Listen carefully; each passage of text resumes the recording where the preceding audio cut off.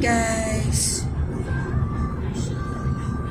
Going to translator again. Good morning. Happy day to everyone. God bless to everybody. I hope we are all okay and fine. Stay safe and God bless everyone. Ito ang buhay ko dito sa Taiwan.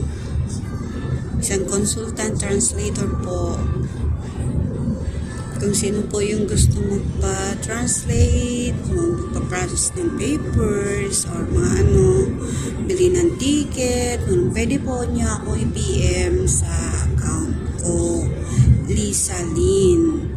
At ang cellphone ko ay 0903-757-396. Salamat!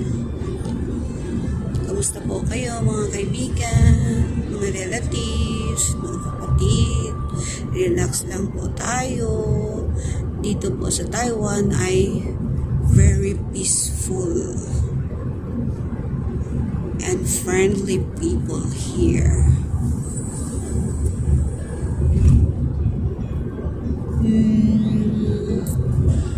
Is a country or a place of paradise. Kasi nandito yung malinis na kapaligiran, tahimik na mga maraming places na magaganda, tahimik ang daan, walang traffic ang daan. Yan po guys. Tapos yung mga bridge nila ay ang ganda ng pagkagawa. Sana all ganun din sa Pilipinas. Guys, see? Very nice place. Tsaka maganda ang patakaran.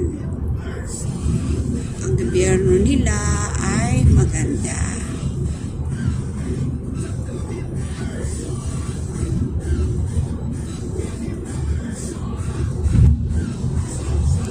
So, dito ako sa expressway.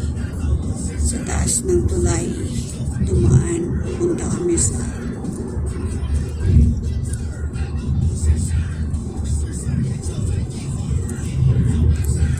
像我们去哪里呀？卢比那里啊？丰原哦。哎呀，等一下下去就到他那边了。哦，dami sa 丰原。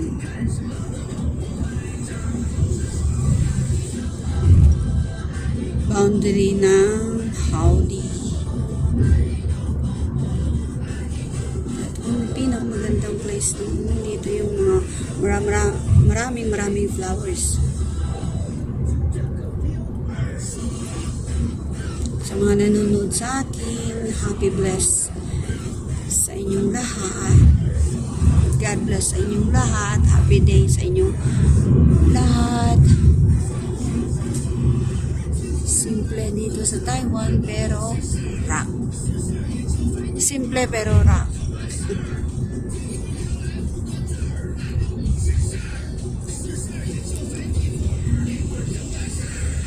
Ganda ng weather.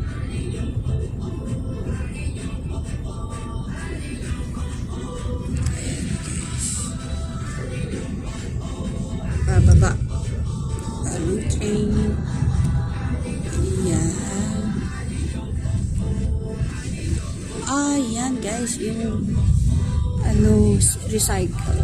Magawa sila ng ginigiling nilang mga basura.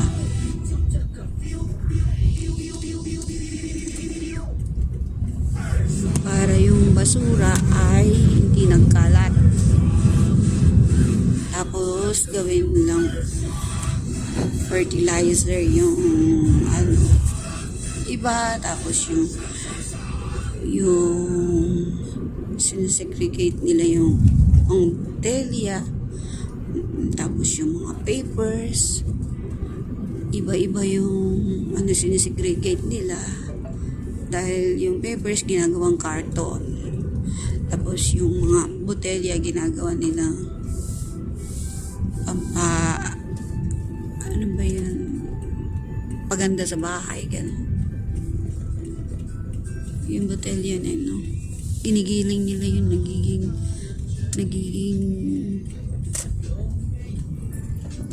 paganda sa bahay. Ito, maganda tong bahay na to. Simple lang. Ganyan. Yun ang maganda.